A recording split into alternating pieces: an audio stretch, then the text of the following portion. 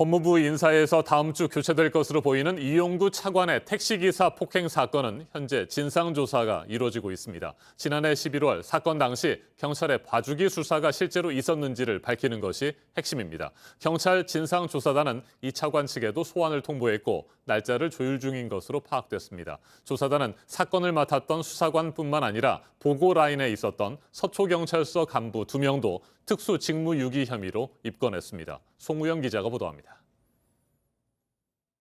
서울경찰청 진상조사단은 이용구 법무부 차관의 택시기사 폭행 사건을 담당한 서초경찰서 형사과장과 팀장을 특수직무유기 혐의로 입건했습니다.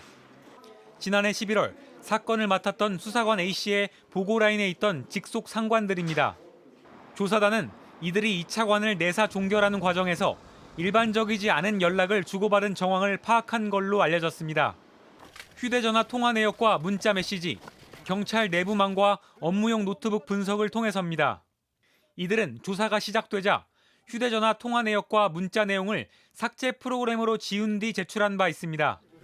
그럼에도 이들은 압박이나 부탁 때문에 사건을 종결한 건 아니라며 혐의를 부인하고 있는 걸로 전해졌습니다. 하지만 서장을 비롯한 서초경찰서 간부들이 그동안의 해명과는 달리 이 차관이 공수처장 후보로 거론되는 등 유력 인사라는 걸 알고 있었던 사실도 드러났습니다. 조사단은 지금까지 드러난 정황들에 특수직무유기 혐의를 적용할 수 있는지 막판까지 고심하고 있습니다. 조만간 이 차관도 소환해 폭행 장면이 담긴 택시 블랙박스 영상을 삭제하도록 시킨 증거인멸 교사 혐의와 수사를 종결하도록 압력을 넣었는지 등에 대해 조사할 계획입니다. 이 차관 측은 경찰에 어떤 방식으로든 부탁을 하거나 압력을 넣은 적이 없다고 밝혔습니다.